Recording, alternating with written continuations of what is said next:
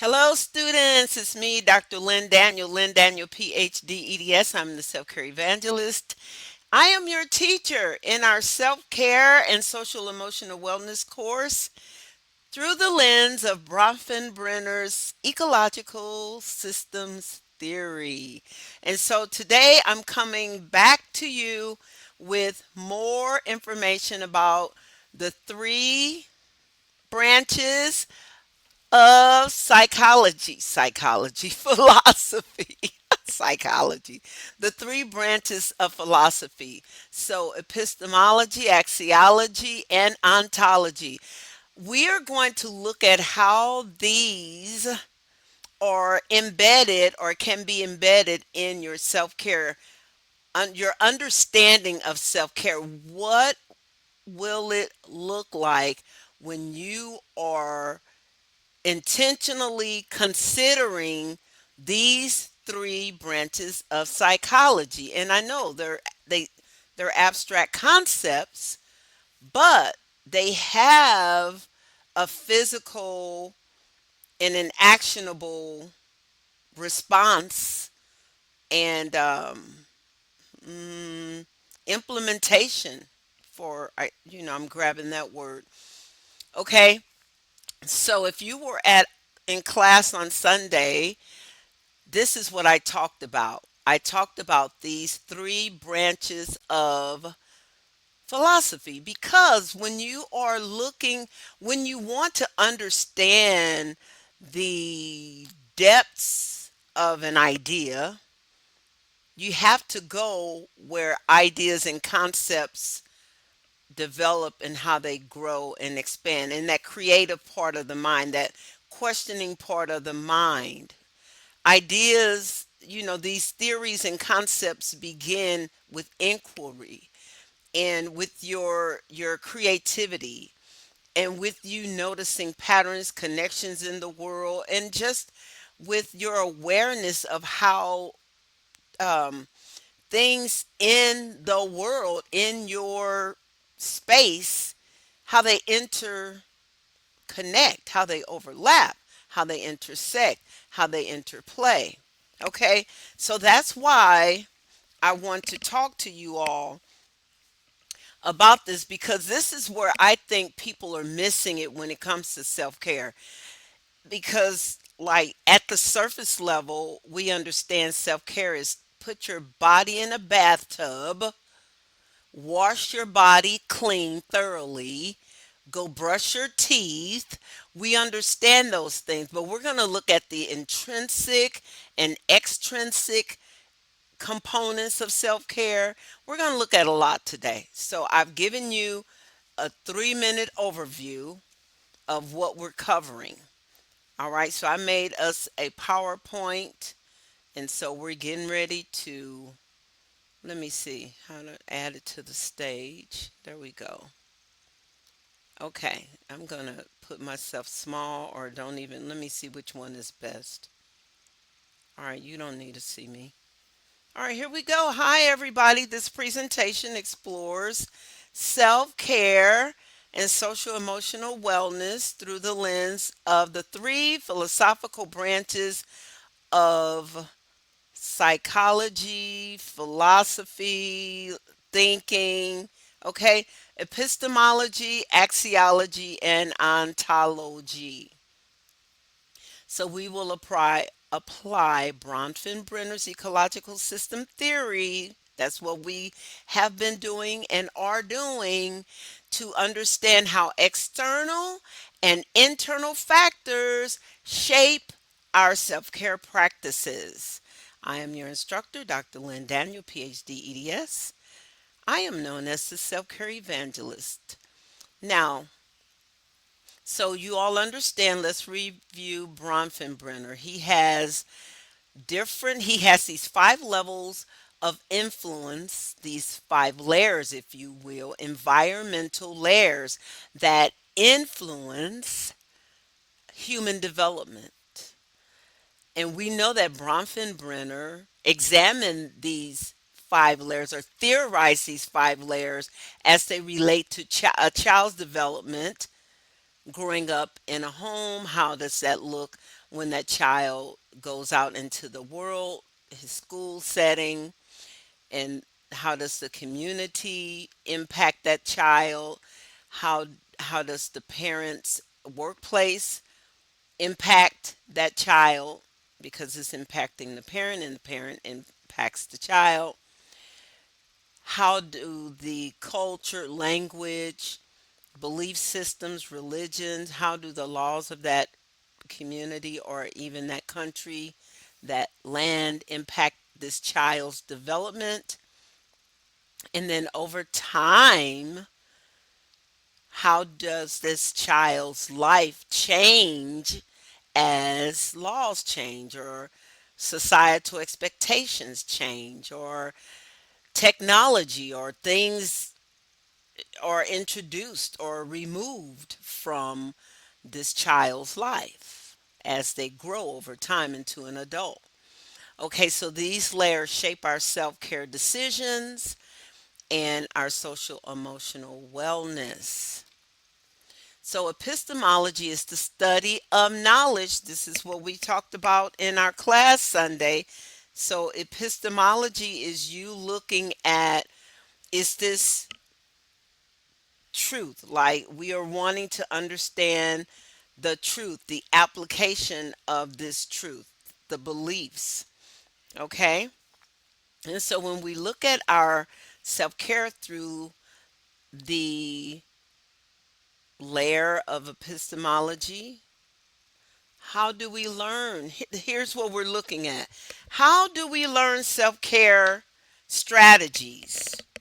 Okay, so epistemology is helping us to see, is this knowledge about self care appropriate, valuable? Is it trustworthy? Like the sources of it, where is it coming from? Right? How valid is this? Can I really use this without hurting myself? Like, what are the limitations on this information? Like, if I try to incorporate this self-care practice into my life, do are there any limits? Like, can can I pull it off or not? Okay? So how do we even learn about self-care strategies? And so this is when I introduced to you all the International Self-Care Foundation Global.org. I did go back to check it out, and yes, it is still isfglobal.org.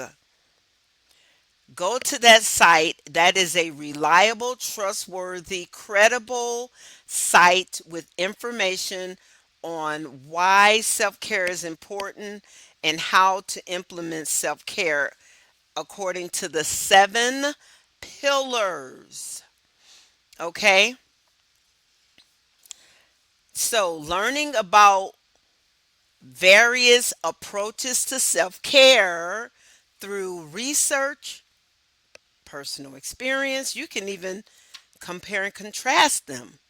Because some people shy away from research based information because of how it's written. It can be written very academically in that sterile academic voice. But one thing I will say about qualitative work as compared to quantitative work, qualitative work can be more narrative. It can be more inclusive how it's written, more like user friendly because of how it's written.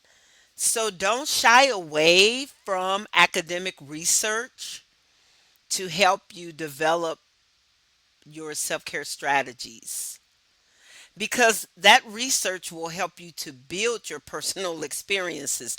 But starting with personal experiences and doing a backward design, that's what that would be called, you know, and understanding by design, that principle of lesson planning and curriculum development, you're looking at the outcome that you want, and then you build backward.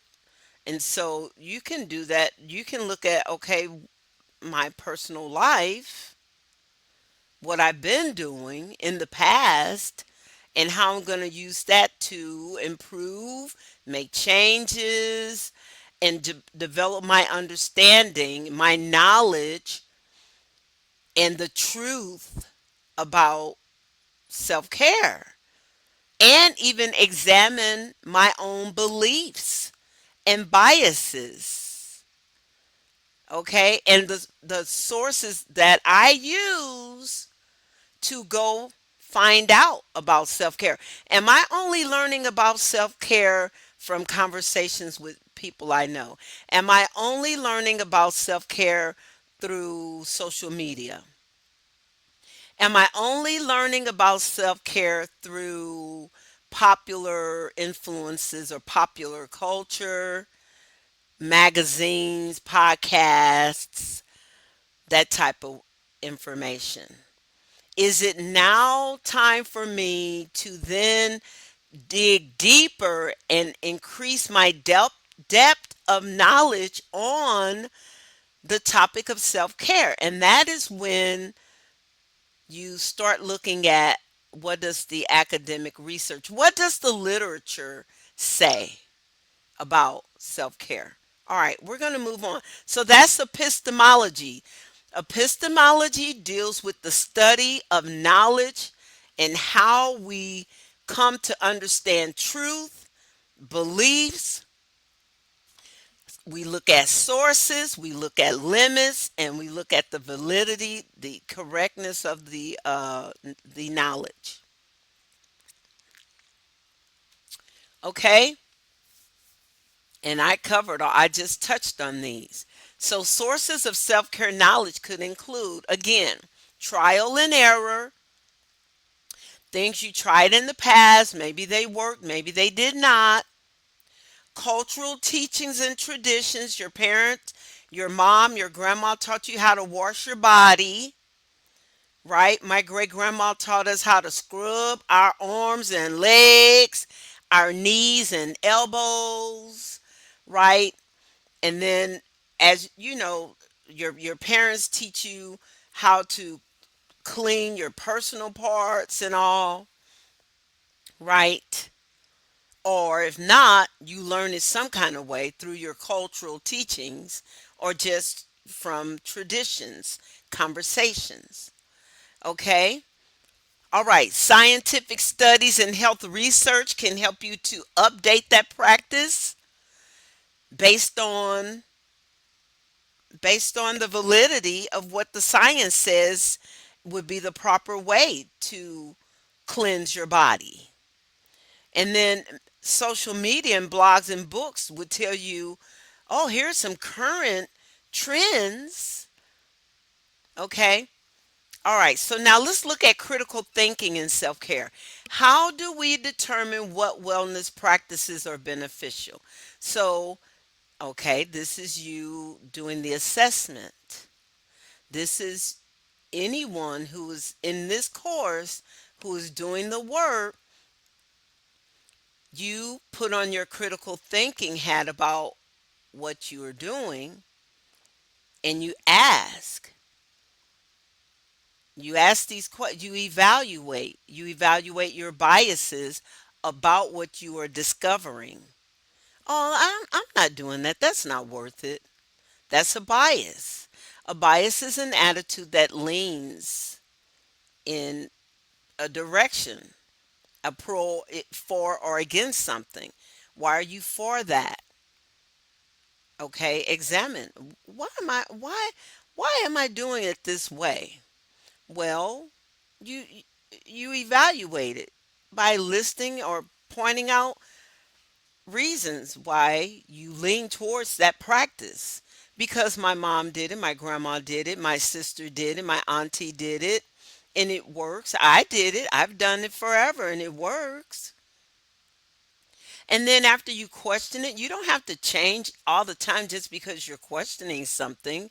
You question things to evaluate and determine, okay, do I need to make a change? Is this effective? Is it efficacious for me?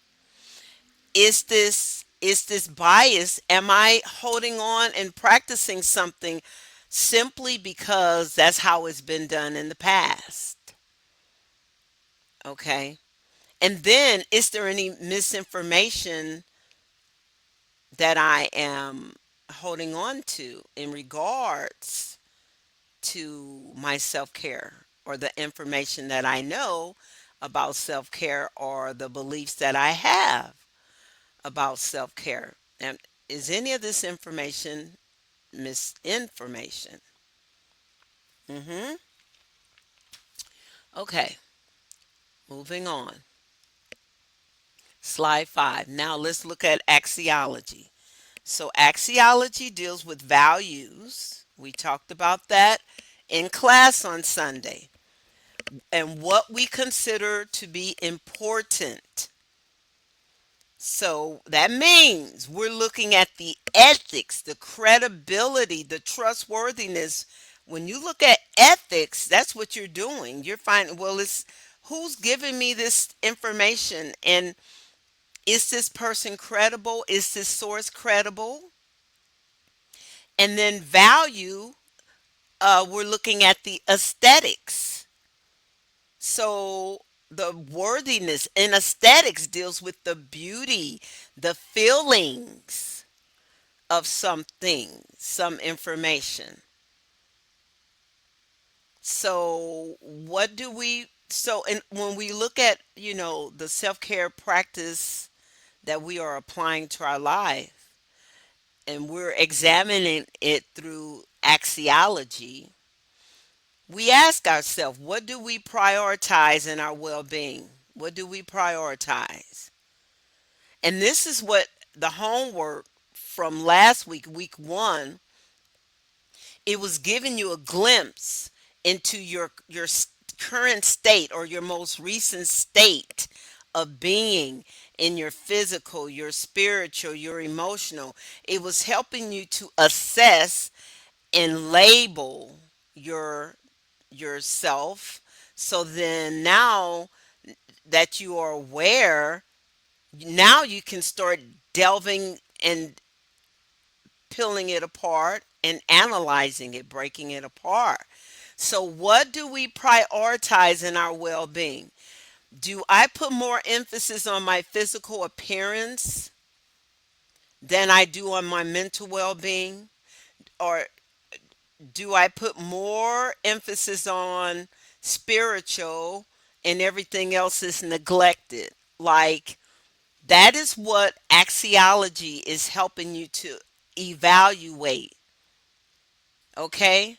So, last week's week 1's assignment, if you did it, congratulations, because now you have an awareness that will allow you to go back, revisit that assignment, and then ask yourself this question: what do I prioritize in my well being in those categories? A few of you already did it, a few of you even identified it. Okay, so, but if you haven't, please do. Now, here's another question. When you're looking at your self care values through axiology, how do personal and societal values shape self care choices? So, your values might shape the clothing that you choose to wear, it might shape your relationships, how you listen and talk to people, it might shape how you prioritize, like who gets the most of you or the best of you or the highest quality of your focus in time. Like, who do you trust and listen to over who you don't trust and like, let's say you're at school or at work. If you're a student or you're working a job, your values, you may have a bias or just a value, which could indeed look like a bias of who you trust to get information from. Now, of course, you have to vet who you get information from because that's a responsibility. But it helps us when we have an awareness like, I listen to so and so because so and so has proven to be uh, provide accurate information. So and so has proven to be trustworthy, right? They've demonstrated it over time. Whereas person so and so B or so and so Z or so and so Y may be 50% trustworthy with the information they share, or they're an expert in category I, so I only go to them for category I information. So see, this is what understanding the philosophy and the theories and the abstract concepts behind the concrete stuff, it really helps you to begin peeling back to the foundation of the why of what I'm doing. Why do I do these things? And why answering why is one of the questions little children will ask you why forever. When I was younger, I was always asking why. I remember when my granddaughter was little and learning, she would always ask me why. Why are they saying that? Why did they do that? Why is this like that? Because it gets you to the foundational, basic, fundamental core of the concept. Okay? So here's an example: choosing between exercise, meditation, or socializing based on your personal values. Okay, so which one is going to get the priority or the most time or, top first place, second place, third place? And none of these are right or wrong. So, like if you feel guilt, then you have to ask yourself, why do I feel guilt over that? Like, you know what I'm saying? Like, if you feel guilty for exercising before you have quiet meditation and Bible time or prayer time or reflection time, and you feel guilty over it, check that. That's a signal to like investigate that and understand why. Okay? Socializing. Like, some people enjoy socializing, okay, but then they maybe don't do the other things. So you've got to figure it out for yourself. But this helps you to study why you do what you do, and then why do you consider certain things more important than others, or less important than others. Okay, moving on. Okay, so now here are the intrinsic and extrinsic values. So again, intrinsic deals with the internal drivers, and like internal motivation that drives you to do things or to not do things. It's your internal voice of motivation to do or to abstain.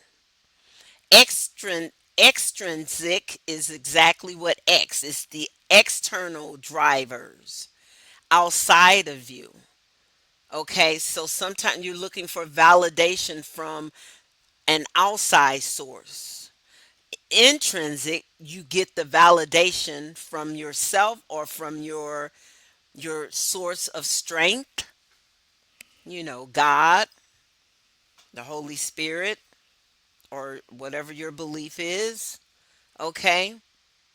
Okay. So, intrinsic, the self care as a personal priority, you prioritize it because that's how you see it from an intrinsic perspective. An extrinsic perspective for your self care, you looking for that external validation. Maybe you just go to church to be seen, or so people can think that you are a faithful practitioner of your faith. Or maybe you exercise because you want to look good for Jack Sprat, who's at the gym, and you want his attention, and you keep going so eventually he'll come over and speak to you. Or you exercise because you want to wear that size 2 skirt from 5 years ago. Okay. All right. And then the axiology, the value, shows you that there is an influence from your environment on those decisions. And so I gave you two examples. So your microsystem, your closest family or closest relationships, what is it that they value about health and wellness? Some families have emphasis on like big meals, having big family meals, but they may not have values on family exercise and wellness. Okay? So that's what this is asking you to examine. So, what does my family value about self care? Okay? Family microsystem would be, those closest relationships. So, your family could be seen as whoever you spend the most time with or who has the closest connections to you and the most influence on your life decisions. The macro system is looking at the societal, the people, that would be your school, your job, those societal influences. So, how do those influences impact you and your self care and what you're doing about it, the practices? Okay. So, I'll give you an example. I remember, drink some tea over here. I'm trying to get my face so you all can see my face because you all are probably, where did she go?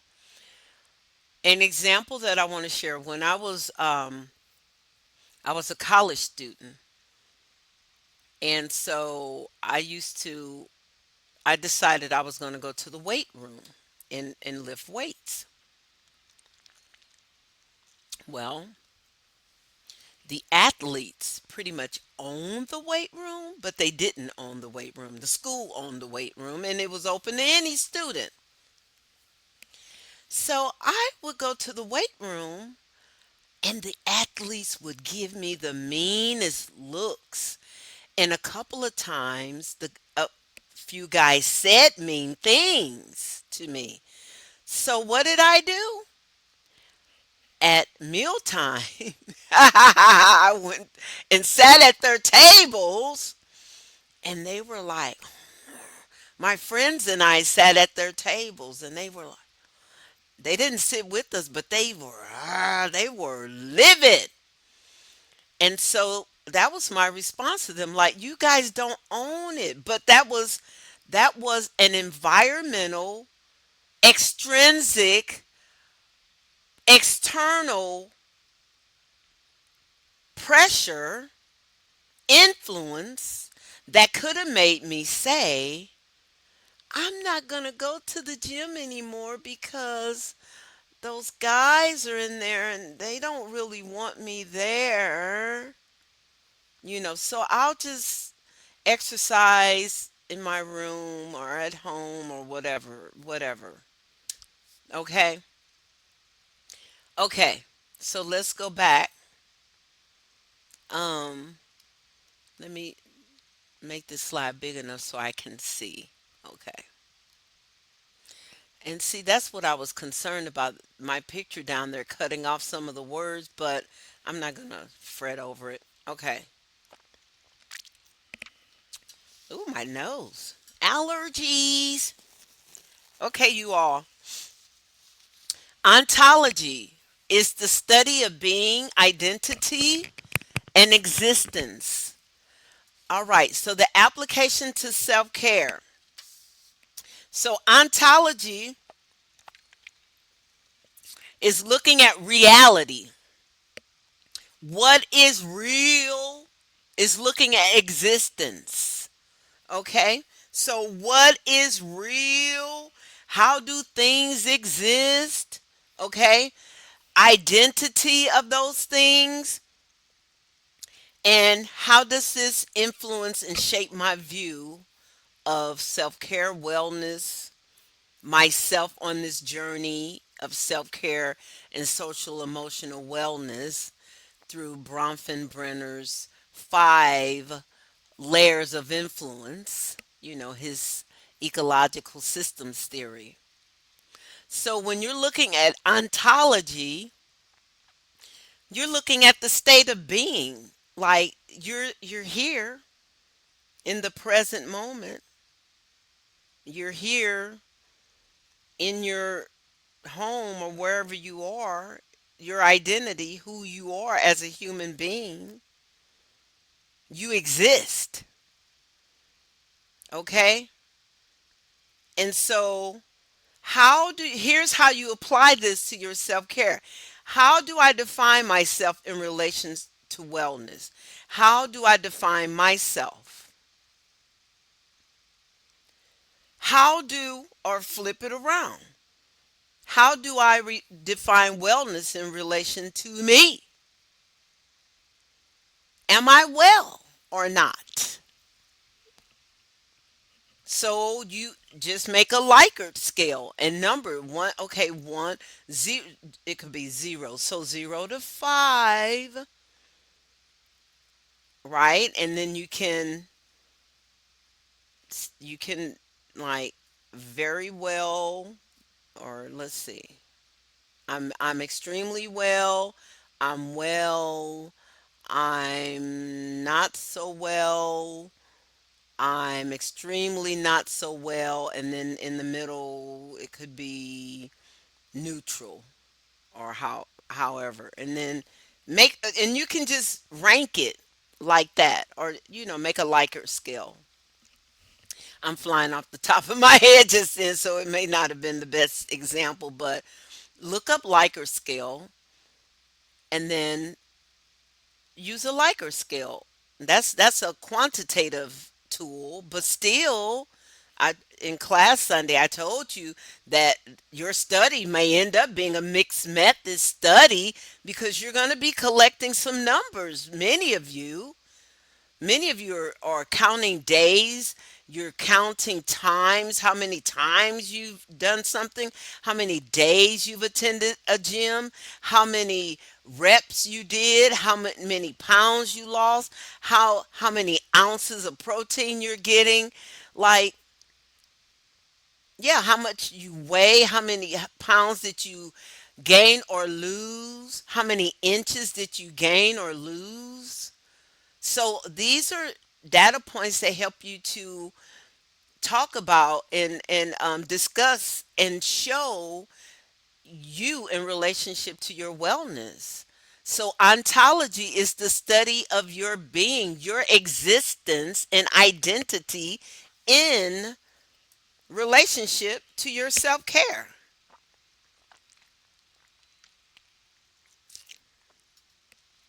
So how do you view the nature of yourself, in the nature of yourself, like your nature. Okay, think about, are you enjoying this process? Are you finding it valuable? Are you finding it difficult? Are you understanding it or not? Like the nature of you in the midst of this study, your self care study, case study. How do you self perceive your well being practices? Judge them. How do you identify influences on your well being practices? Judge them, rank them. If you can't, I mean, you could describe them, that's qualitative. You just simply describe them or list bullet points or synonyms or descriptive words or phrases. Or if you don't like that, make a Likert scale or some kind of scale, some kind of point scale, and rank them. Okay, here's an example. I I identify as a healthy person. The influences on my daily wellness include walking a mile every day. I walk a mile every day, so I believe that makes me a healthy person. And the influence on my daily wellness choice could be that my family, we walk together. So I enjoy walking a mile a day with my family. We ride bicycles together for a mile or 2 miles or whatever. We have family time at the dinner table discussing our day. We read. We're reading a book together. Or I'm reading. My child is reading this book at school, so I purchased a copy or borrowed a copy from the library, and I'm reading this book with my child, so we can have discussions every day. These are all self-care practices. Like, you get what I'm saying. If you don't get what I'm saying, please let me know. It's a lot, you all. I've told you this course is transformative. It's designed to drill you down into the understandings of the content. It's designed to take you deeper underneath the name, the word self care in social emotional wellness. Is designed to take you into the concepts, the creative thinking, the cognitive understandings of these concepts, these ideas. Okay? Okay. How many slides? I think I have like 14 slides on here. All right, ontology. We're still talking about ontology. How to identi- how identity shapes self-care, because you're looking at yourself, your state of being, your being, okay, when you're looking at ontology. So a person who sees themselves as strong may engage in rigorous physical activity. Someone who identifies as spiritual may prioritize meditation or prayer. Somebody who sees themselves as confident, they may take on a role in a school play.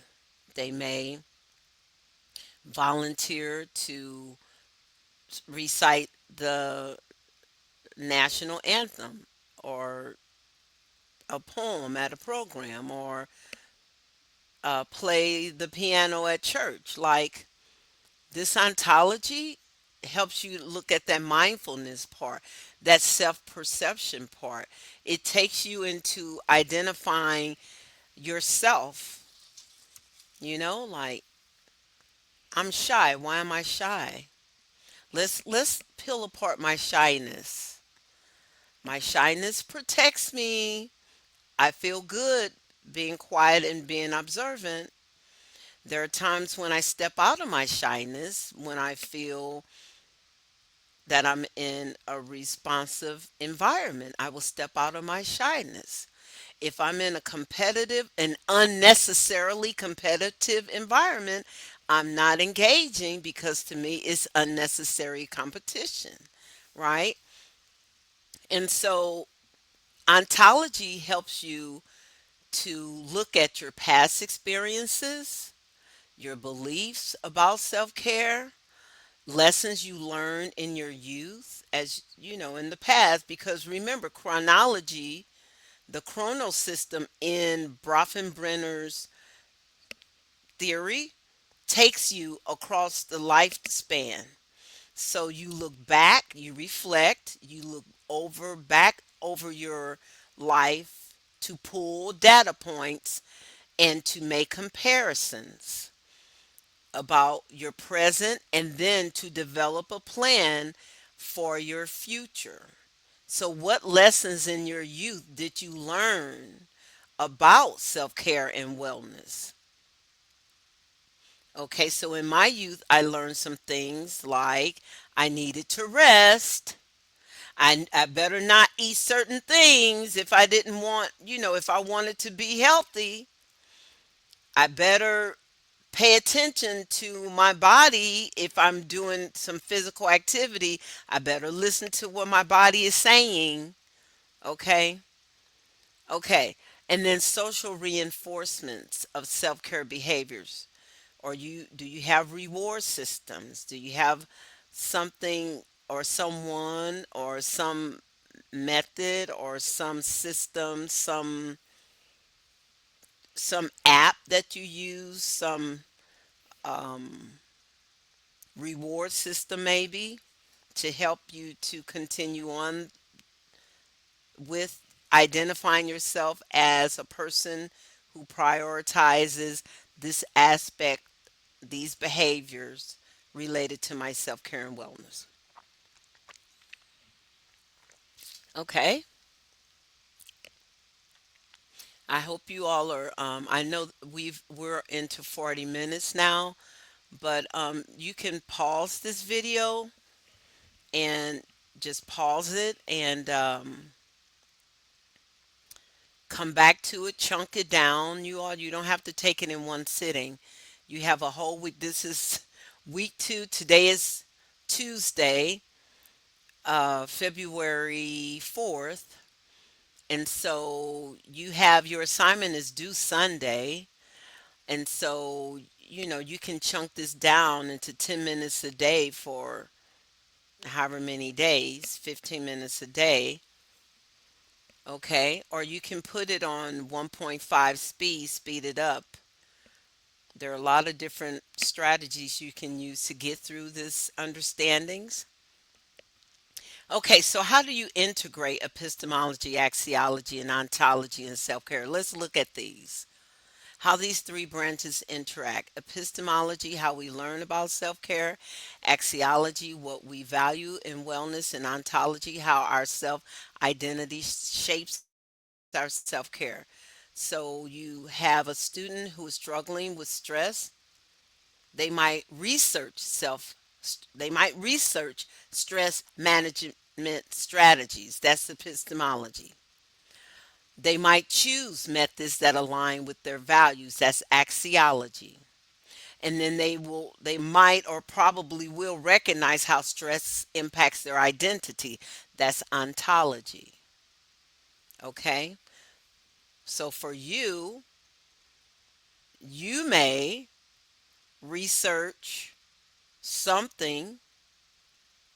You may choose a method for something that aligns with your values, and then you will recognize how something impacts your identity. Okay, so this is how you integrate these three branches of philosophy into the practice of your self care. Moving on, we're going to make a 5 year, well, we're going to reflect 5 years in the past because this helps you to note. your progress, and then to plan out and kind of predict or future set what you want. So the task is use creative thinking to analyze your self-care evolution. So choose one method, write a reflective letter to your past or future self, create a visual timeline of self-care changes over that time, develop a mind map connecting key influences. You all did something similar to this in week one. You made the ecosystem map, and then design a comic strip illustrating your personal growth. Mm, okay. So this is something that I want you to do this, just incorporate it. All right, so here's some discussion questions that you can look at and answer. I'm not going to go through these. And here are our key takeaways. So understanding self-care through epistemology, axiology, and ontology deepens your self-awareness. Bronfenbrenner's ecological system theory helps you to analyze external influences on your well-being. So I call you to act by continuing to reflect on your self-care choices through an ecological and philosophical way, through the lens of Bronfenbrenner's ecological systems theory and through these three philosophical branches. And then apply critical thinking to your wellness practice and to your values. All right, everyone. Are there any questions, wonderful people? Thank you all so much for being in my course. Thank you, thank you, thank you. You all are awesome. This today's lesson is about almost 50 minutes. So if you all have any questions, please question me by just message me in the Google Classroom. And yeah, this video will be on YouTube and in the Google Classroom. It's too long to fit. Well, let's see if I can fit it. I don't know if I can fit it on TikTok, but we'll see. All right, everyone, be blessed, and I will see you Sunday in class.